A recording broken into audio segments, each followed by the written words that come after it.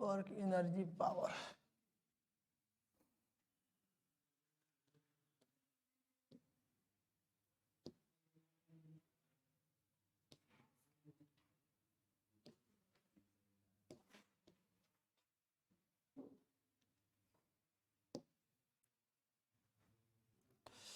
तो आइए हम लोग एक बहुत इम्पोर्टेंट टॉपिक पे बात करने चल रहे हैं, ठीक है। इसका नाम है वर्क एनर्जी पावर, और फिजिक्स में ये बहुत ही इम्पोर्टेंट टॉपिक है, ठीक है। मैकेनिक्स के जिस प्रॉब्लम को लॉज ऑफ मोशन अप्लाई कर करके सॉल्व करने में स्टेप ज़्यादा हो जाते हैं, लंबा कैलकुलेशन हो जाता है, उसके जगह पे इस कॉन्सेप्ट से आप बहुत आसानी से प्रॉब्लम को सॉल्व कर सकते हैं, इसलिए बहुत ही महत्वपूर्ण है। और वैसे भी बातचीत में आप लोग सुने होइएगा, एनर्जी के बात हमेशा सुनते होइएगा, एनर्जी, वर्क, पावर, ये सब आप सुनते रहते हैं। तो ये सब क्या है ये समझना बहुत ज़रूरी है, और हम बहुत सिंप्लीफाइड वे में स्टार्ट कर रहे हैं ताकि आप लोग को बात समझ में आ जाए, ठीक है। तो देखिए, एक पार्टिकल पे किसी दूसरे पार्टिकल के द्वारा या दूसरे बॉडी के द्वारा बल लगता है, तो बल के द्वारा वर्क का परिभाषा क्या है, वर्क का डिफिनीशन। पहला हम लोग का फोकस होगा डिफिनीशन ऑफ वर्क। तो एक हम जनरल बात कर रहे हैं डिफिनीशन ऑफ वर्क, ठीक है। आप देखिए, हम लोग बात करेंगे डिफिनीशन ऑफ वर्क।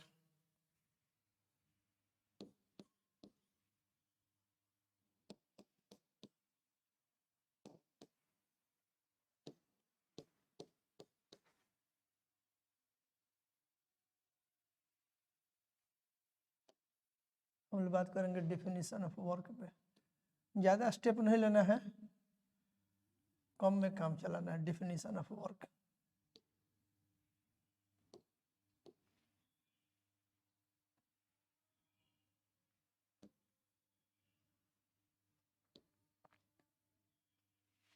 यहाँ देखिए,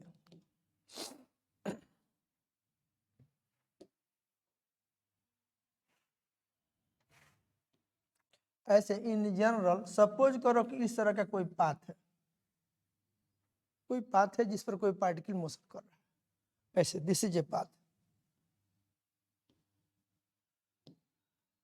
कोई भी पाथ हो सकता है, किसी भी तरह का हो सकता है, ठीक है। किसी भी तरह का पाथ हो सकता है, इट में बी स्ट्रेट लाइन, ऐसा भी पाथ हो सकता है। समझ गए कि नहीं? मतलब कि हम एक जनरल की बात कर रहे हैं, पहले जनरल की बात कर लीजिए, तब स्पेशल का बात किया जाएगा, ठीक है। ऐसे नहीं कि पहले स्पेशल करके तब जनरल, ऐसा नहीं, एक जनरल हम बात कर रहे हैं। सपोज कीजिए एक कोई पाथ है, और इस पाथ पे कोई पार्टिकल है आपका। आप ऐसे समझो, यहाँ पर कोई पार्टिकल है तुम्हारा, यहाँ पर कोई पार्टिकल है, और ये पार्टिकल इस पाथ से होकर के जा रहा है। पार्टिकल का पाथ आपको दिखाया गया, इसी रास्ते से होकर के पार्टिकल आपका जा रहा है। तो ये जो है लिख देते हैं, ये पार्टिकल का पाथ है, इस पाथ से होकर के पार्टिकल जा रहा है, ओके। ये पार्टिकल का पाथ है। अब देखिए, पार्टिकल पे हो क्या रहा है कि पार्टिकल पे एक फोर्स लग रहा है। ऐसे समझिए कि इस पार्टिकल पे एक फोर्स लग रहा है, दिस में, ऐसे करिए। इस पार्टिकल पे इस तरह से कोई फोर्स लग रहा है, इस तरह से फोर्स लग रहा है पार्टिकल पे, कोई फोर्स लग रहा है, ठीक है। और पार्टिकल का एक छोटा सा डिस्प्लेसमेंट कंसीडर करना है। छोटा सा डिस्प्लेसमेंट किधर लीजिएगा आप, बहुत छोटा सा डिस्प्लेसमेंट कंसीडर करिएगा, तो ऑब्वियसली उस बिंदु पे जो टेंजेंट होगा उधर होगा। तो इस बिंदु पे मान लीजिए कि एक हम टेंजेंट ड्रॉ कर रहे हैं, ये वाला जो डायरेक्शन है, यहाँ पे देखिए इस पाथ पे ये टेंजेंट है,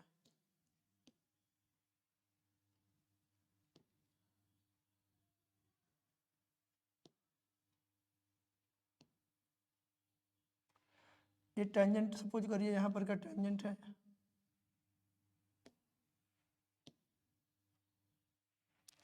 और एक बहुत छोटा सा डिस्प्लेसमेंट हम कंसीडर करें, तो पार्टिकल का एक बहुत छोटा सा डिस्प्लेसमेंट ऐसे है, ये पाथ के टेंजेंशियल होगा। बहुत छोटा सा डिस्प्लेसमेंट कंसीडर करिएगा ऐसे, ये अगर ए है, इस डिस्प्लेसमेंट को हम लिख रहे हैं डी आर, डिस्प्लेसमेंट हमारा डी आर है, बहुत स्मॉल डिस्प्लेसमेंट है डी आर। नो डाउट ये पाथ का टेंजेंशियल है। आप जानते हैं कि पार्टिकल का वेलोसिटी किधर होता है, टेंजेंट की दिशा में होता है। वो इसलिए होता है कि जब बहुत छोटा डिस्प्लेसमेंट कंसीडर करिएगा, वो पाथ के पर जहाँ पोजीशन है वो टेंजेंट की दिशा में हो जाएगा। तो आपका डिस्प्लेसमेंट डी आर जो है पाथ का टेंजेंशियल है, और पार्टिकल पर फोर्स जो लग रहा है, this force is your F, particle पर लगने वाला ये फोर्स है।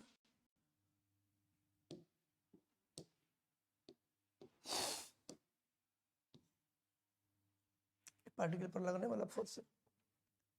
अच्छा, ये डिस्प्लेसमेंट एंड फोर्स के बीच में एक एंगल सेट होगा, ठीक है। तो इसमें देखो फोर्स भी वेक्टर, डिस्प्लेसमेंट भी वेक्टर, ठीक है कि नहीं।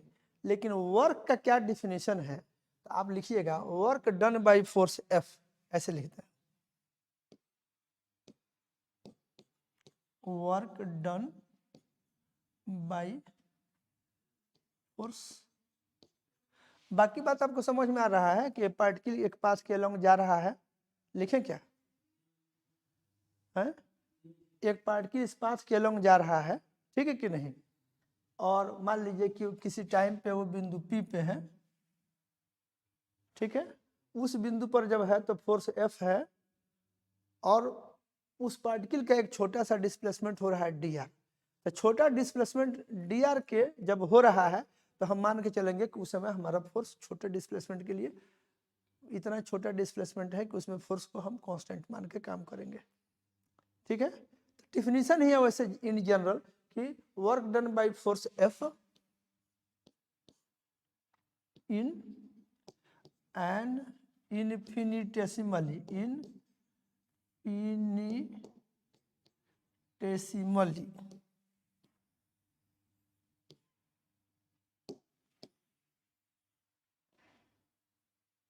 by force F in an infinitesimally a small displacement.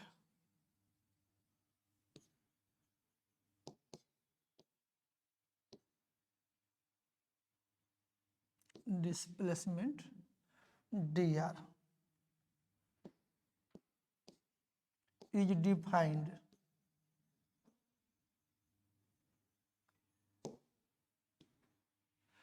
defined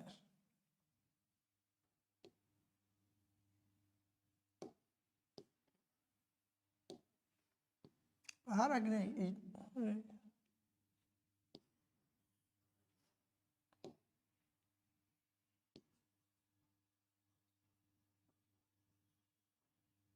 is defined mathematically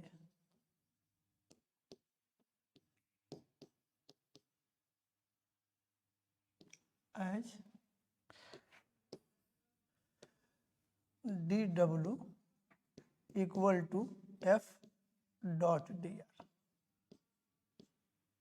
ये डिफिनेशन है। बस ये जो लाइन आपको जो दिख रहा है, ये इतना, ये है डिफिनेशन है, बस जो है सो मैथमेटिकल डिफिनेशन है, बुझिए ये जो है यही वर्क का डिफिनेशन है, D W equal to F dot D R. समझ गए कि नहीं। अच्छा, डॉट प्रोडक्ट का डिफिनेशन तो आप लोग को याद होगा कि भूल गए हैं। आप लोग को ये याद होगा कि कैसे कि वेक्टर ए और डॉट वेक्टर बी बराबर होता है ए का मैग्नीट्यूड इंटू बी का मैग्नीट्यूड इंटू दोनों के बीच के कोण का कॉस। याद है, ऐसे ए मैग्नीट्यूड है, तो आपको मान लीजिए एक वेक्टर ऐसे हो ए और दूसरा वेक्टर ऐसे हो बी, एक वेक्टर ए है और दूसरा वेक्टर बी हो और दोनों के बीच का कोण थीटा हो, तो ए डॉट बी इतना होता है। याद होगा कि ए डॉट बी स्केलर है, याद है कि नहीं। ए डॉट बी जो है आपका स्केलर है, ए वेक्टर है, बी वेक्टर है, लेकिन ए डॉट बी क्या है आपका, की जानकारी के लिए, जो आपका ए डॉट बी है, A dot B is scalar.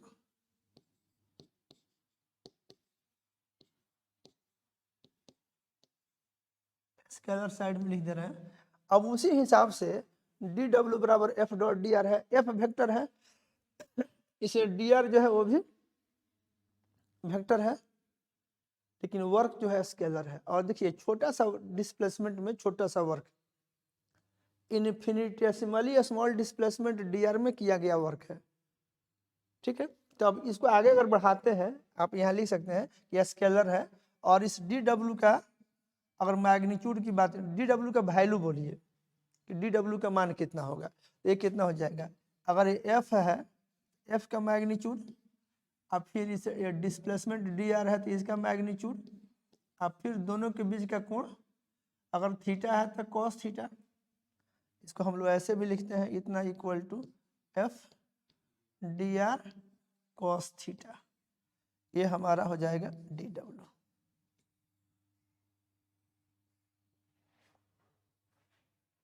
ठीक है। अगर यूनिट की बात करिएगा तो एफ का यूनिट क्या होगा, फोर्स का यूनिट न्यूटन, और डिस्प्लेसमेंट का मीटर, और कॉस थीटा में कोई यूनिट नहीं है तो न्यूटन मीटर हो जाएगा इसका यूनिट। तो क्या हो जाएगा, एस आई यूनिट अगर इसका लिखिएगा तो न्यूटन मीटर हो जाएगा, और इसको हम लोग क्या बोलेंगे, जूल बोलेंगे। यहाँ से ये समझ गए ना, आप यहाँ पर लिख सकते हैं कि क्या है, ये एस आई यूनिट है, S I unit of work,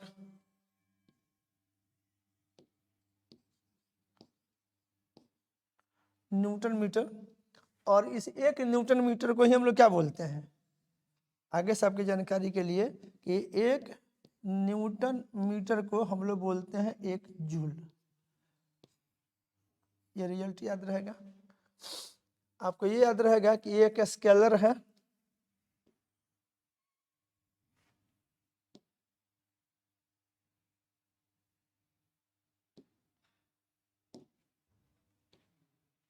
it is scalar, work is a scalar quantity, इसलिए इसमें डायरेक्शन का कोई बात ही नहीं है। तो स्केलर है, इसका यूनिट क्या है, समझ गया, और डिफिनीशन क्या है, और ए डॉट बी होता कितना है, ए डॉट बी बराबर होता है ए का मैग्नीट्यूड इंटू बी का मैग्नीट्यूड इंटू कॉस थीटा।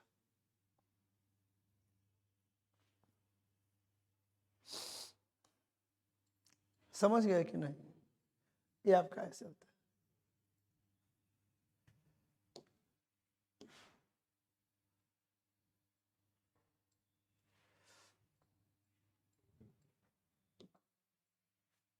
क्यों, समझ पाए आप लोग, तो ऐसे ही है एक जनरल, आप लोग को ये बात समझ में आ जानी चाहिए।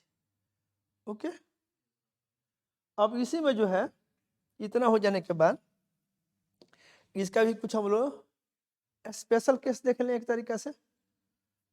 मान लीजिए कि छोटा सा मतलब बल और छोटा सा डिस्प्लेसमेंट एक ही डायरेक्शन में हो, ठीक है कि नहीं। आप ऐसे देखिए, इसके स्पेशल केसेज लिख लीजिए।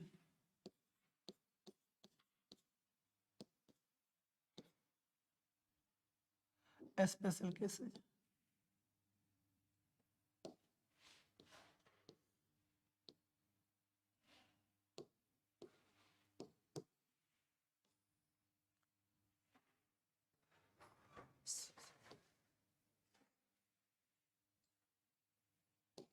या देखिए, मान लीजिए आपका छोटा सा जो डिस्प्लेसमेंट था वो ऐसे था, ये ds था या dr था, ऐसे dr, और आपका जो फोर्स है, फोर्स भी उसी डायरेक्शन में है, पार्टिकल पर लगने वाला force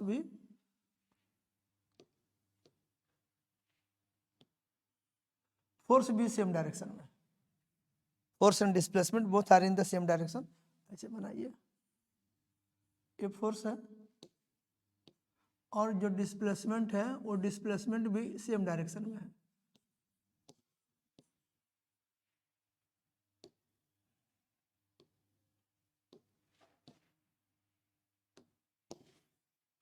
force and displacement both are in the same direction,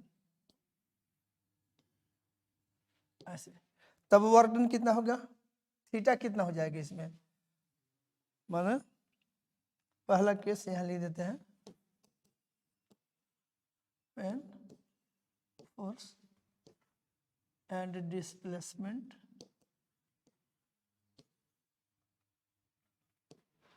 are in same direction,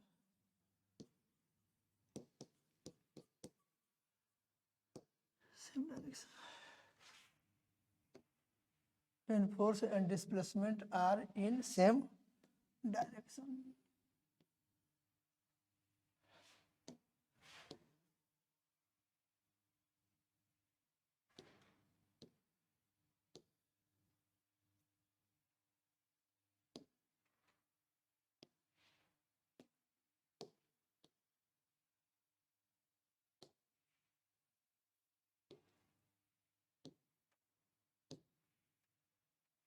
force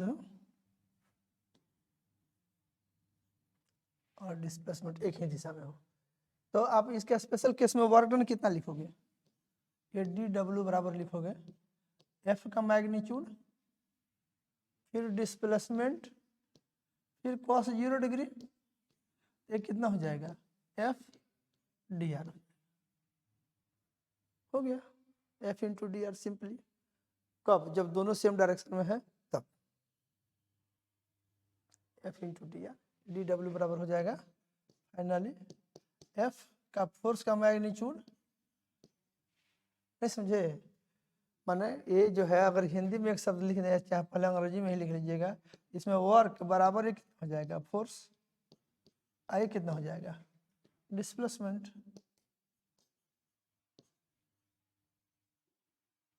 सीधे सीधे cos थीटा नहीं आएगा, बल का मैग्नीट्यूड है गुना डिस्प्लेसमेंट का मैग्नीट्यूड, ये वर्क हो जाएगा। क्यों, समझ पाए कि नहीं आप लोग, ये बड़ा इंपॉर्टेंट है, याद रखिएगा।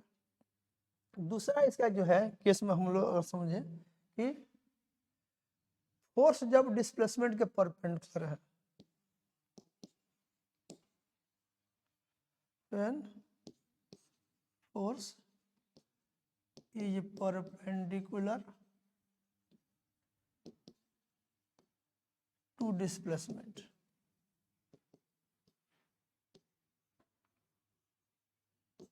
perpendicular to displacement,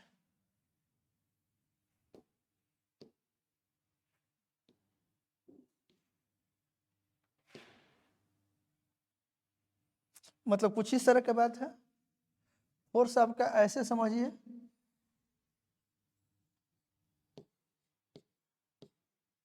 डिस्प्लेसमेंट आप समझिए ऐसे, इसे 90 डिग्री पर है,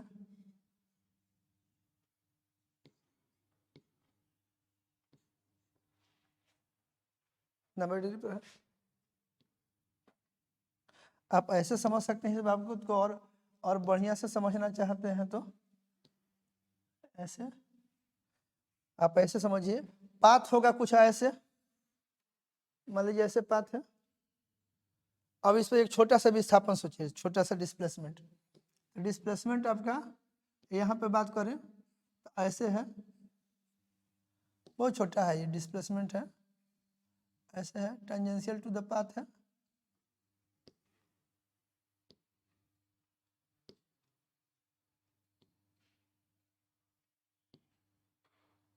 आपको दिखना चाहिए, ये आपका ऐसे है,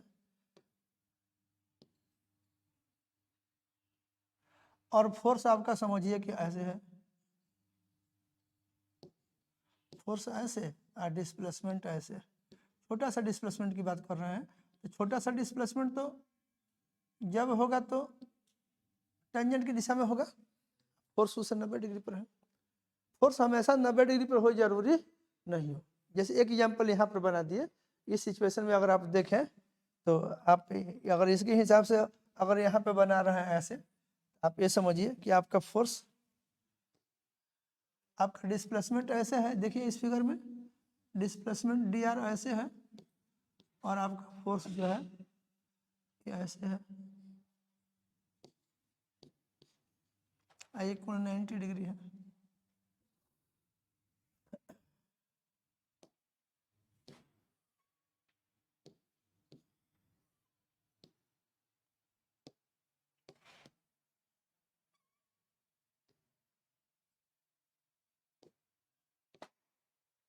तो आप अगर वर्क डन की बात करिएगा यहाँ से, तो आपका डी डब्ल्यू कितना हो जाएगा एफ, और उसके बाद डी आर, और यहाँ कितना हो जाएगा cos 90 डिग्री, तो फिर कितना हो जाएगा, ये 0 हो जाएगा।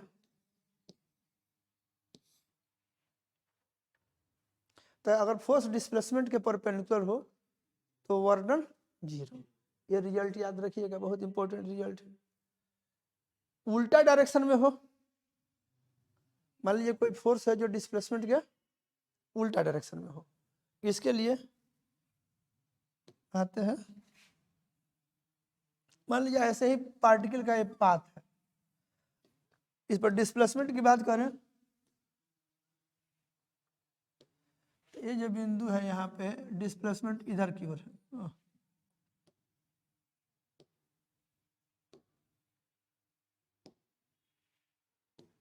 पार्टिकल है और उसका डिस्प्लेसमेंट डी आर ऐसे है,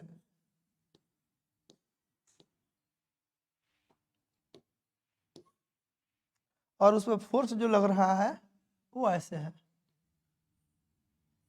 जस्ट उल्टा है ऐसे। मतलब एक लाइन ऐसे है, इस पर डिस्प्लेसमेंट डी आर इधर है और फोर्स इधर है, एंगल कितना हो गया 180 degree.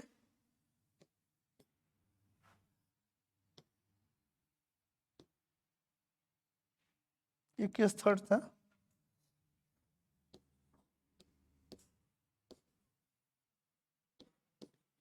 when force is opposite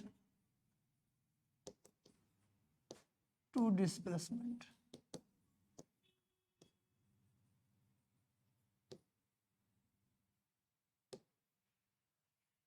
when force is opposite to displacement,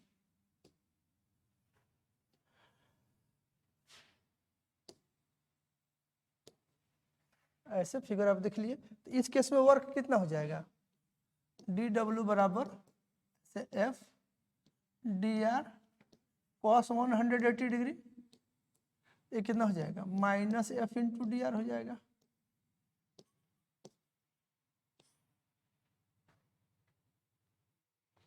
ठीक है कि नहीं। और ये देखिए इसमें जो है हम लोग को जैसे मान लीजिए कि फोर्स यहाँ तक समझ गए ना। और ये देखिए कॉस थीटा के बारे में आप लोग को याद होगा, ये कॉस थीटा जो होता है इसका मान ज्यादा से ज्यादा कितना होता है 1, और कम से कम कितना होता है -1, इसी के बीच में कॉस थीटा वेरी करता है। ठीक है, इसका अगर आप लोग एक छोटा सा ग्राफ बना करके इस वैल्यू को याद रखें,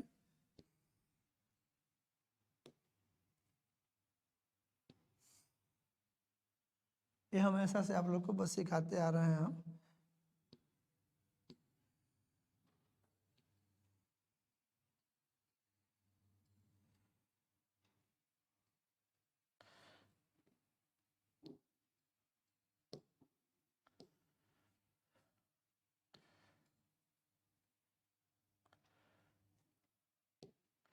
ये ऐसे रफ ग्राफ है एक तो, जैसे 0 डिग्री यह कॉस थीटा है और इधर आपका थीटा है, दिमाग में रखिएगा क्योंकि इसमें कॉस थीटा का बहुत इंपॉर्टेंट रोल है।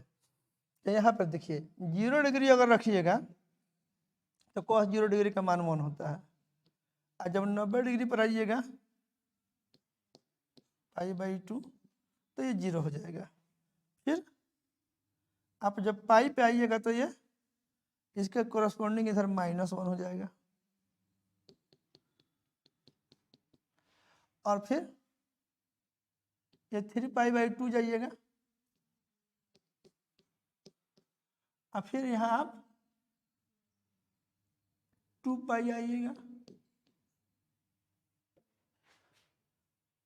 समझ गए कि नहीं। तो इस तरह से आपको ये ग्राफ याद रहना चाहिए, ठीक है कि नहीं, ताकि आपको पता चले। अब देखिए कहाँ से कहाँ तक अगर एंगल आपके 0 से 90 डिग्री के बीच में हो तो कॉस थीटा का मान पॉजिटिव आएगा, और 90 से यहाँ देखिए यहाँ तक इसमें क्या होगा नेगेटिव होगा कॉस थीटा का मान, देख रहे हैं कि नहीं, कॉस थीटा का मान नेगेटिव होगा। सेकंड क्वाड्रेंट में आप लोग को याद होगा, एंड थर्ड क्वाड्रेंट में कॉस का मान नेगेटिव रहता है, अब फर्स्ट में एंड फोर्थ में कॉस का मान पॉजिटिव रहता है। तो वही है आपका, समझ गया कि नहीं।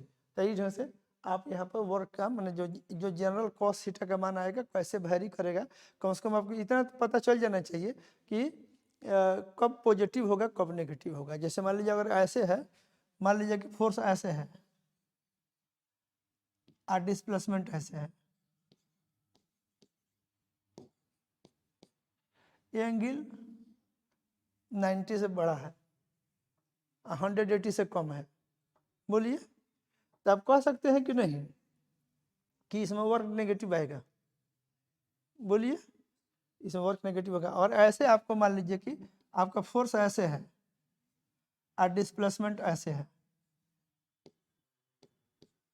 तो इतना तो जरूर कह सकते हैं कि एक कोण अगर 90 से छोटा है एंड 0 से बड़ा है तो cos थीटा का मान पॉजिटिव आएगा, इसलिए इसमें वर्क क्या आएगा, इसमें वर्क पॉजिटिव आएगा, इसमें वर्क क्या आएगा, नेगेटिव आएगा। 90 डिग्री पर है तो डायरेक्ट बोलिएगा कि 0 आएगा, एकदम याद हो जाना चाहिए, रटा जाना चाहिए, रटा जाना चाहिए कि 90 डिग्री पर है तो work done 0।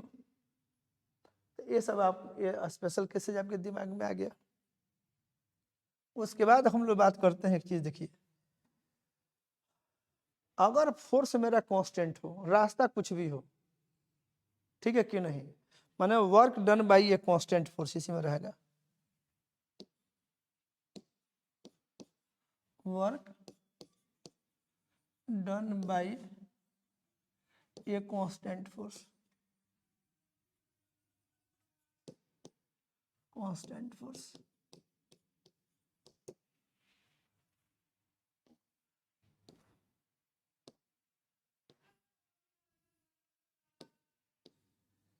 Work done by a constant force,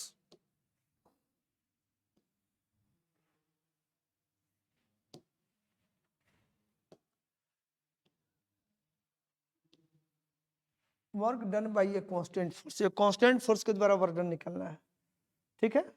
रास्ता जो भी हो, वट एवर में बी द पाथ, आप ऐसे समझिए एक पार्टिकल यहाँ से शुरू कर करके और यहाँ तक ऐसे जाता है, इस बिंदु से शुरू किया, मान लीजिए पार्टिकल यहाँ से शुरू किया और यहाँ तक गया, ये पार्टिकल का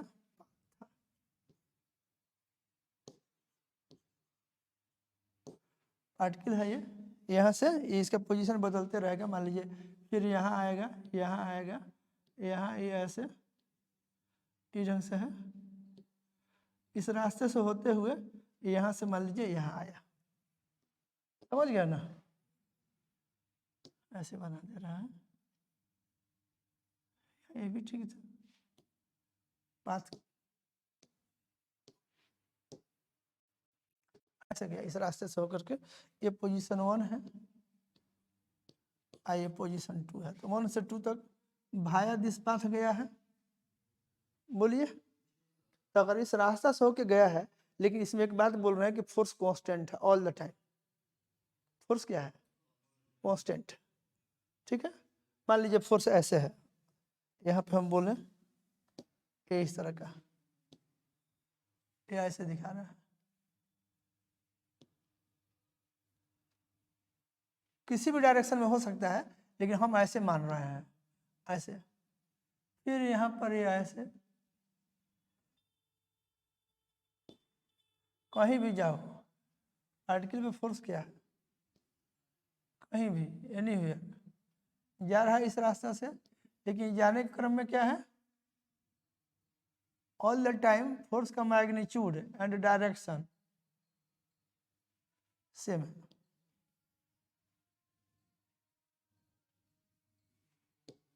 समझ गया कि नहीं, मतलब force all the time same magnitude, मान लीजिए यहाँ पर अगर एफ है तो यहाँ पर भी एफ है, same magnitude same direction, everywhere same direction, ठीक है। तो देखिए जो जनरल रूल है वर्क निकालने का, अगर पोजीशन 1 से पोजीशन 2 तक आपको जाना है, 1 से 2 तक अगर वर्क डन निकालना है, तो जो जनरल रूल है वो कहता है कि छोटे छोटे डिस्प्लेसमेंट में वर्क निकालिए एंड उसको जोड़िए। मान एक छोटा डिस्प्लेसमेंट में वर्क निकाल लीजिए। जैसे मान लीजिए यहाँ से यहाँ तक जाने में ये सब ऐसे आपको रास्ता दिखा, यहाँ पर सपोज करिए एक बीच का कोई पोजीशन कंसीडर करिए, जैसे यहाँ पे हम एक बीच का पोजीशन ऐसे कंसीडर किए, छोटा सा डिस्प्लेसमेंट लिए,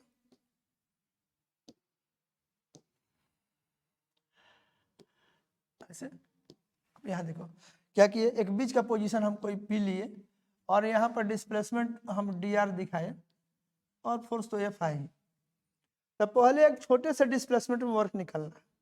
वो छोटा सा डिस्प्लेसमेंट में वर्क आप जानते हैं, उसका डिफिनीशन अभी तक आप सीख चुके हैं, डी डब्ल्यू बराबर होगा एफ डॉट डी आर।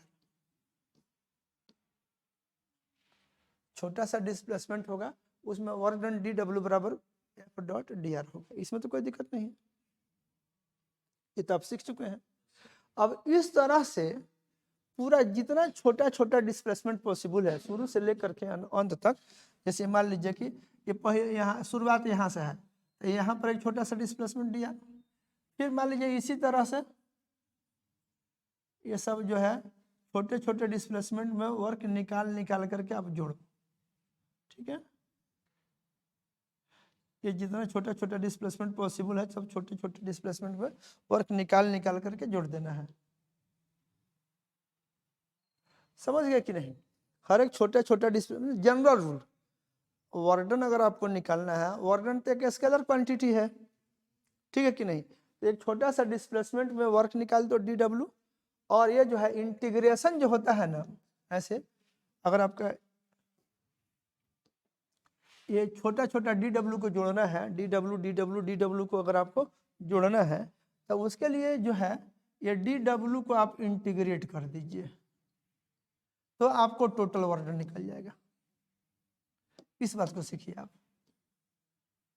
अगर आपको डी डब्ल्यू निकल जाता है और आपको टोटल वर्क चाहिए 1 से लेकर के 2 तक, मान लीजिए पोजीशन 1 से पोजीशन 2 तक, पोजीशन 1 और पोजीशन 2 है, पोजीशन 1 से पोजीशन 2 तक अगर आपको टोटल वर्क डन निकालना है तो एक इंटरमीडिएट पोजीशन पे छोटे से डिस्प्लेसमेंट डी डब्ल्यू में वर्क निकाल लीजिए और उसको इंटीग्रेट कर दीजिए, तो आपको वर्क डन निकल जाएगा। इंटीग्रेशन ये जो है ना, आपको ये देखिए ये समेशन इंटीग्रल जो है ना, ये समेशन का काम करता है, जोड़ने का काम करता है। समेशन का जो एस होता है ना, वही बुझिए इसमें लगा हुआ है। तो डी डब्ल्यू को इंटीग्रेट कर दीजिएगा पोजीशन 1 एंड पोजीशन 2 के बीच में, तो जितना छोटा छोटा वर्क डन होगा डी डब्ल्यू हर एक छोटे छोटे वर्क को निकाल करके ये जोड़ करके रख देगा, इसकी विशेषता है।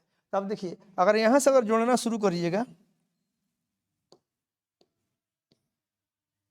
ऐसे, तो आपको अगर टोटल वर्क डन निकालना है तो आप क्या करिए, इस वर्क डन 1 से 2 तक को जब ये इंटीग्रेशन करिएगा डी डब्ल्यू को, तो आपको आ जाएगा एफ डॉट डी आर। इसको इंटीग्रेट करना है 1 से 2 तक, सिंबल में यहाँ लिख देते हैं 1 से 2 तक आपको एफ डॉट डी आर का इंटीग्रल करना है। तो इसमें आपका एफ कांस्टेंट है, अब स्पेशल के शुरू होता है, ये तो जनरल रूल है, यहाँ तक जनरल है, ये जनरल है कि छोटे छोटे विस्थापन में वर्क निकाल करके उसको जोड़ दोगे तो टोटल वर्क निकल जाएगा। अब चूंकि स्पेशल केस में हम लोग अगर बात कर रहे हैं यहाँ पे, तो हमारा एफ क्या है ना, एफ क्या है, ऐसे लिख देते हैं if F is constant. F अगर कांस्टेंट है तो वर्क डन अगर निकालोगे 1 से लेकर के 2 तक, एफ कांस्टेंट है तो इंटीग्रल साइन के बाहर निकल जाएगा, ये हो जाएगा एफ डॉट ऐसे, और यहाँ तुम्हारा डी आर हो जाएगा, ये डिस्प्लेसमेंट आपको 1 से लेकर के 2 तक, ठीक है। अब इसको आगे बढ़ाओगे तो ये देखो तुम्हारा हो जाएगा एफ डॉट, और ये देखो डी आर को जोड़ोगे तो देखो यहाँ पर तो पहला डी आर, इसी तरह से उसके हेड से ये दूसरा, फिर उसके हेड से तीसरा, उसके हेड से चौथा, उसके हेड से पांचवा, करते करते यहाँ पर क्या आ जाओगे, ये लास्ट आ जाएगा। तो अगर 1 से 2 तक जाना है एंड डिस्प्लेसमेंट को डी आर को जोड़ना है, आप लोग को पॉलीगन रूल याद होगा, वेक्टर का, वेक्टर एडिशन का पॉलीगन रूल। अगर बहुत सारे वेक्टर को जोड़ना होता है तब क्या करते हो, एक वेक्टर को उसके हेड से दूसरे को, उसके हेड से तीसरे को, उसके हेड से चौथे को, करते करते लास्ट तक, और अंत में क्या करते हो, फर्स्ट के टेल को लास्ट के हेड से मिला देते हो तो सबका सदिश जोग हो जाता है। तो इसमें भी ये D R then D R करते करते यहाँ लास्ट तक आ गए। अब आप क्या करिएगा, फर्स्ट का टेल पकड़िए, फर्स्ट का टेल और लास्ट का हेड यहाँ मिला दीजिए, तो ये आपका जो हो जाएगा, यही आपका एक नेट डिस्प्लेसमेंट निकलेगा, ये नेट डिस्प्लेसमेंट एस, जो कि डेल्टा आर होगा, चेंज इन पोजीशन वेक्टर, याद है ना, डिस्प्लेसमेंट बराबर क्या होता है, change in position vector delta R होगा। तो ये डी आर जो जोड़ोगे ये तुम लोग का आ जाएगा, ये डेल्टा आर आ जाएगा। और इसी को हम लोग सुविधा के लिए ऐसे एफ डॉट और डेल्टा आर की जगह पे एस भी लिख देते हैं, यहाँ एस मतलब डिस्प्लेसमेंट, तब हमारा वर्णन हो जाता है 1 से लेकर के 2 तक सीधे सीधे एफ और डॉट एस हो जाता है। समझ गए कि नहीं, एफ डॉट एस हो जाता है, सीधे एफ डॉट एस। लोग यहीं से शुरू करते हैं, वर्क बराबर एफ डॉट एस से शुरू करते हैं, लेकिन हम लोग देखिए छोटे विस्थापन में पहले कंसीडर किए जो जनरल रूल है, उसके बाद 1 से 2 तक जाने में हम लोगों ने फोर्स को देखा कि हमारा फोर्स कांस्टेंट है, और छोटा छोटा विस्थापन में वर्क निकाल करके हमने जोड़ा, तो जोड़ने के बाद हमको वर्क डन बराबर आ गया एफ डॉट एस। समझ गया कि नहीं। तो अब देखिए इसमें अब रास्ता का मतलब नहीं रहा, अगर फोर्स कांस्टेंट है 1 से लेकर के 2 तक की बात कर रहे हैं, अगर फोर्स आपका कांस्टेंट है तो इसमें रास्ता का मतलब नहीं रहा, समझे कि नहीं। क्या हो गया, सीधे एफ डॉट एस हो गया, सीधे एफ डॉट एस, तो रहने दे रहे हैं। ओके, फिर अगले क्लास में मिलते हैं। अब इसको हम लोग फर्दर इलोंगेट करेंगे। और आप लोग देखिए यह रहा हम लोग का लेक्चर नंबर 1, दिमाग में आप लोग को रखना है, ये हम लोग शुरू किए आज के टॉपिक का ये लेक्चर नंबर 1 है, ये लेक्चर 1, ठीक है, ये हम लोग का लेक्चर नंबर 1 है। फिर हम लोग बात करेंगे अगले से, एकदम मेथोडिकली काम करना है, बस रहने दे रहे।